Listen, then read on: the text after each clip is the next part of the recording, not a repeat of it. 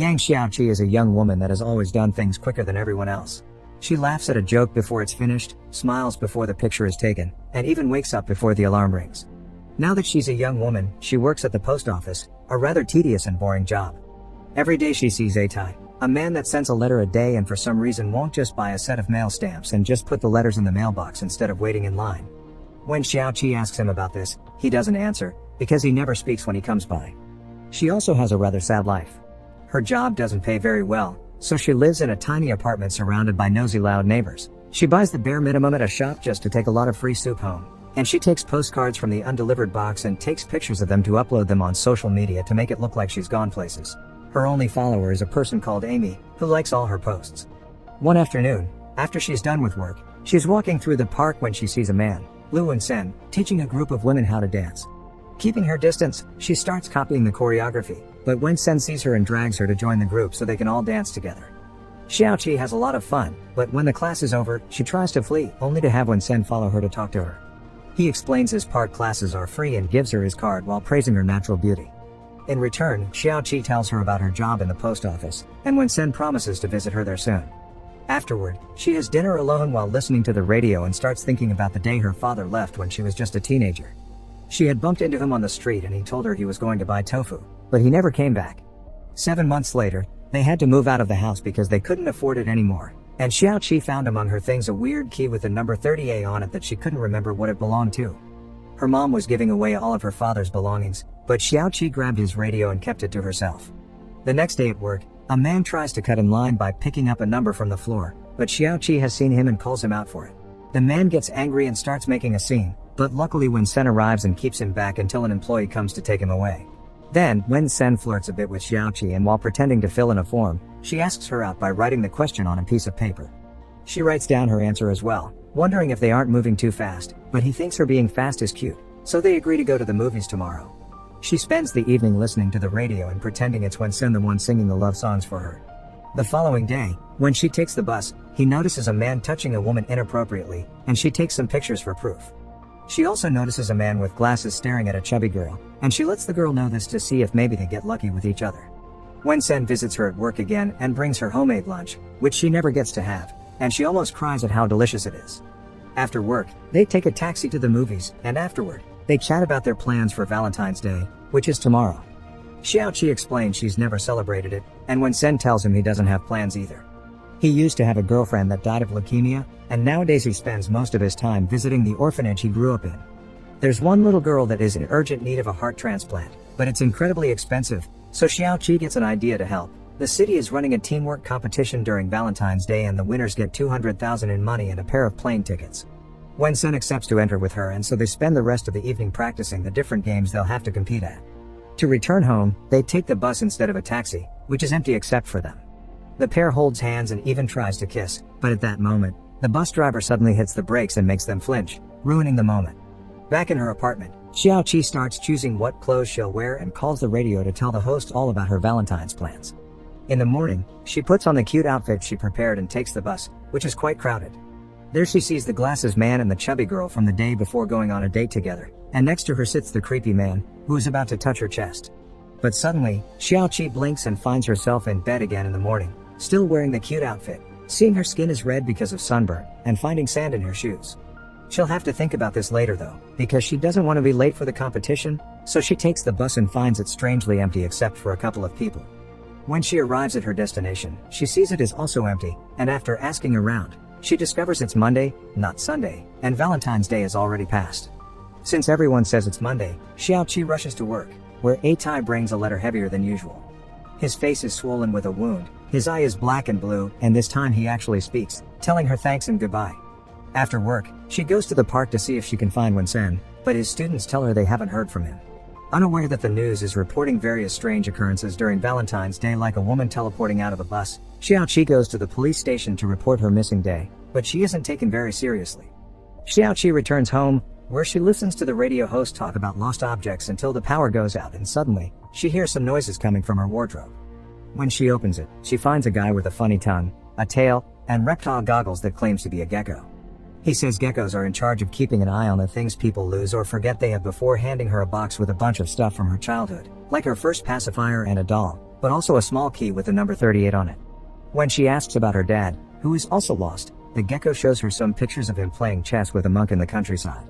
Next, she wants to ask about her missing day, but the gecko has had enough and closes shop right before she wakes up, realizing it's all been a dream. The following day, during lunch break, she finds her picture hanging at a photography shop. When she asks the clerk about it, he tells him a guy with a pig head had taken a bunch of pictures of her and allowed him to keep that one because it was so pretty, but he doesn't know who he is nor does he has his phone number. She convinces him to gift her the picture before going back to work, and when a client asks for the key to his P.O. box, she realizes something. The key she had at home is a P.O. box key, 38 is the number on Atai's letters too, and the clerk's description of a pig head matches Atai's wounds. However, Atai hasn't come today, which is very unusual. Desperate for an answer, Xiaoqi travels back to her childhood home to recover that little key, but while she tries to sneak in and out without being noticed, her mother finds her anyway. They share lunch and chat about life, and Xiaoqi is shocked to discover her mom is the Amy that keeps liking her social media posts. When she returns to her apartment, she throws away Wensen's business card and starts searching on the internet for beach photographs that could match the background with the one Atai took, to no avail. The next day, she asks his boss if a key number can tell them what branch it belongs to, but that's not possible, so Xiaoqi announces she's taking her annual leave. From then on, Xiaoqi begins traveling through various coastal towns, visiting post offices to try his key in the P.O. boxes and trying to find the beach from the picture. After several failed attempts, she finally finds the right P.O. box, which is filled with letters that go back years. Inside one of the many letters she finds a map, which she follows until she finds the spot on the beach where her picture had been taken. She sits on the sand and opens the envelope with the latest date, finding inside a letter that says it will be the last one, and a whole pile of photographs which makes her realize this is the extra heavy letter he brought the last time she saw him. As she begins to read the letters, Xiaoqi finally remembers that she used to know Atai when she was a kid. The story goes back to the beginning then, and this time, it is from Atai's point of view. Photography has always been a hobby of his, but most importantly, people remember him with the nickname of Turtle because he suffers the exact opposite problem of Xiaoqi's. He's slower than everybody else. Nobody wanted to play with him at school, he can't catch mosquitoes, and even his watch is slower than the official time. Because of this, he's become a bus driver, since the low speed limit for buses allows him to drive calmly. The reason why he goes to the post office every day is because of Xiaoqi, a girl he met as a child but who doesn't remember him now. Years after they saw each other for the last time as kids, he met her again in high school by chance on a bus, so he started taking the same bus every day to see her, and even waited outside her school, but she never noticed him. He never got the courage to speak to her and one day she simply moved away, and again he didn't see her for years until he became an adult and got a job. Xiaoqi happens to take the bus Atai drives, so he asks his uncle who is also his boss for the afternoon shift so he can see her every day. He also starts going to the post office to send the letters instead of using the mailbox just to see her, and he would always take extra queue numbers so he could wait for the one she calls for next. He's there when Wensen starts visiting Xiaoqi, sees them flirt, and even notices on the desk the piece of paper where they agree to go to the movies together. Feeling gloomy, Atai leaves the building and finds Wensen on the street, talking on the phone to someone that he tells I love you to and even mentions lounging around in bed all day. Getting suspicious, Atai starts following Wensen around and discovers he indeed already has a lover, a woman that occasionally cooks for him.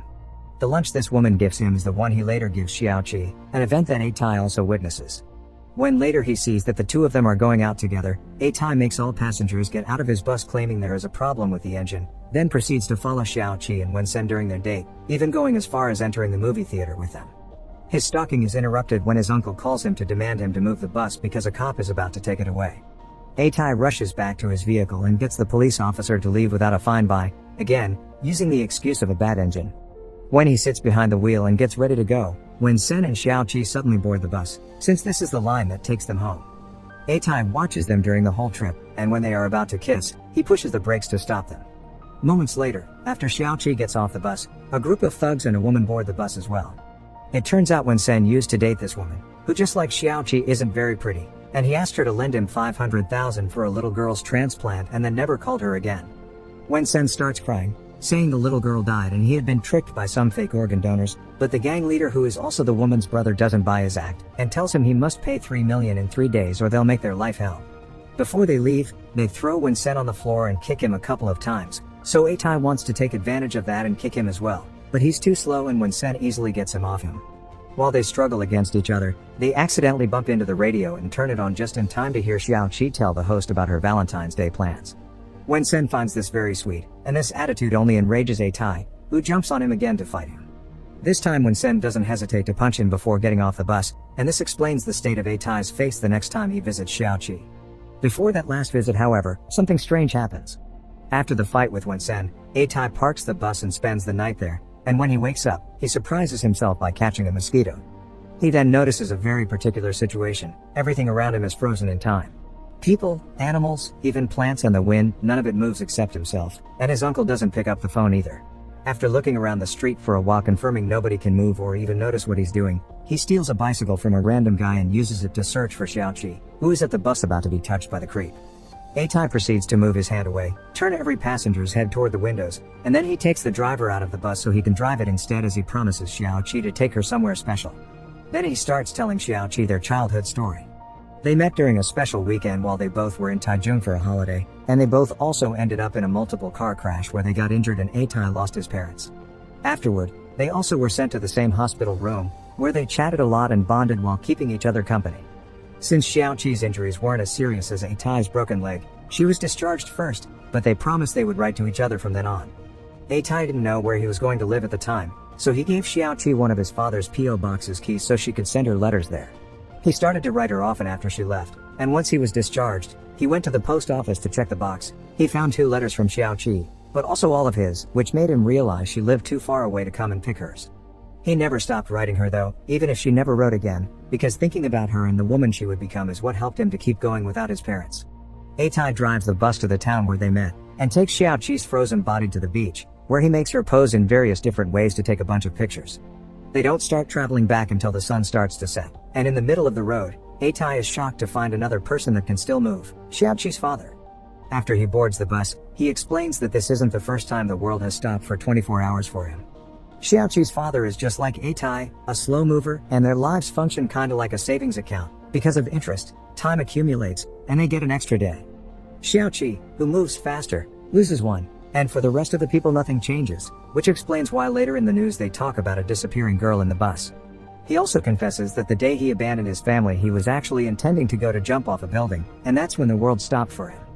After the 24 hours passed, he decided he couldn't live in such a world, so he left to travel around while taking odd jobs here and there while trying to find himself, which he still hasn't been able to achieve to this day.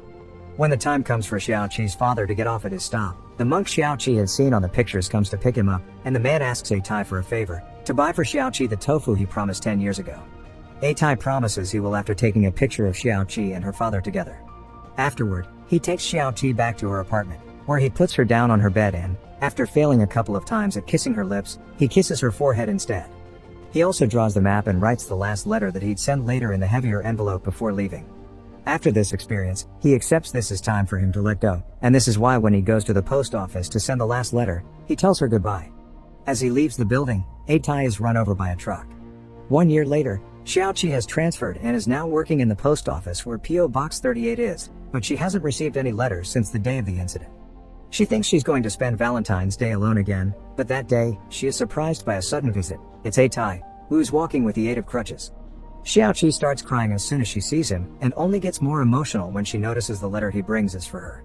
He's also brought the tofu her father had asked for, and they agree to get lunch together after work as Atai starts crying as well.